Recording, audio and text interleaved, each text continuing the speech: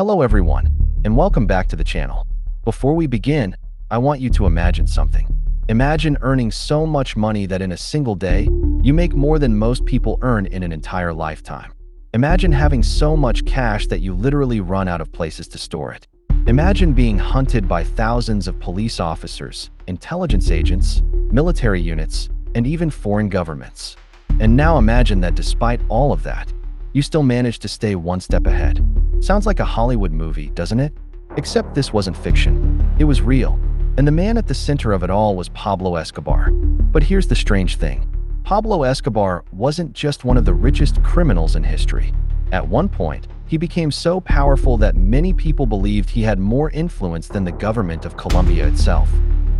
How does the son of a farmer become a man capable of challenging an entire nation? And why do some people still admire him today, while others remember him as one of the most dangerous men who ever lived? Let's find out.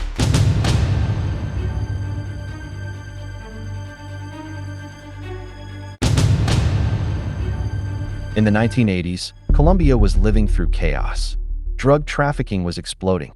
Money was flowing faster than authorities could control it. And standing right in the middle of this storm was Pablo Escobar. Unlike many criminals, Escobar understood something important. People don't always follow power. They follow opportunity. He built homes for poor families. He funded football fields. He supported local communities. In some neighborhoods, people viewed him as a hero. From their perspective, politicians made promises. Escobar delivered results. But every gift comes with a price. And eventually, an entire country would pay that price. As his empire expanded, so did his wealth. The numbers were almost impossible to comprehend. Some estimates suggest he was earning tens of millions of dollars every single day. His organization moved enormous amounts of cocaine across international borders. Money flowed in so quickly that counting it became a challenge. Stories emerged about warehouses packed with cash. Others claimed that millions of dollars were lost each year because rats chewed through hidden bundles of money. Whether every story is true or not, one fact remains undeniable. Escobar had more money than he could ever spend. But wealth creates a dangerous illusion. The illusion that you are untouchable. And that's exactly when things started to change. The more powerful Escobar became, the more enemies he created. The police wanted him. Judges wanted him. Politicians wanted him. Foreign governments wanted him. Yet somehow, he always seemed to escape. Every operation failed. Every raid arrived too late.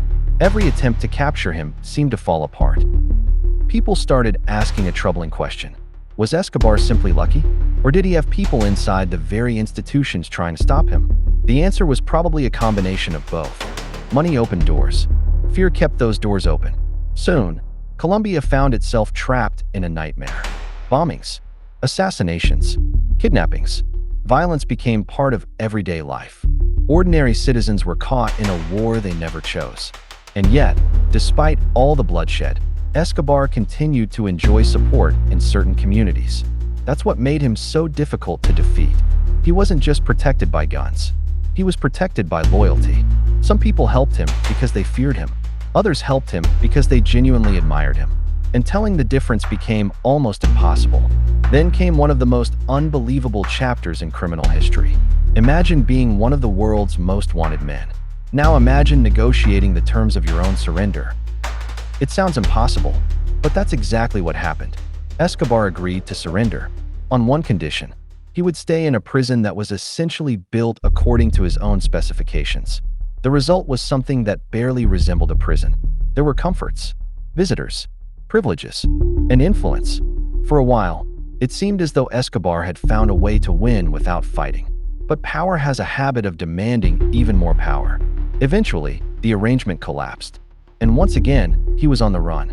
Now the hunt became personal. Authorities knew they had to stop him, not only because of his crimes, but because every day he remained free sent a dangerous message. That power could defeat justice. That money could defeat the law. And that fear could become stronger than the state itself. The search intensified. Technology improved. Intelligence networks expanded. And slowly, the circle around Escobar began to close. But here's something many people don't realize. The final years of Escobar's life looked nothing like the glamorous image often portrayed in movies. He wasn't living like a king anymore. He was running, constantly, changing locations, avoiding detection, watching everyone around him, wondering who might betray him next. The empire still existed, but the confidence was gone. The man who once seemed invincible was becoming increasingly isolated. And isolation is often where empires begin to die. Then, on December 2nd, 1993, the chase finally came to an end. After years of searching, authorities located Escobar in Medellín. A confrontation followed. Minutes later, the most famous drug lord in history was dead. Just like that. The man who had accumulated billions. The man who had challenged governments. The man who had commanded armies of loyal followers. Was gone. But strangely enough, that wasn't the end of the story. More than 30 years later, people still talk about him. We hope you enjoyed this episode. Leave us a comment and let us know what you think. Don't forget to follow and subscribe for more fascinating stories and discoveries. Thanks for watching, and goodbye.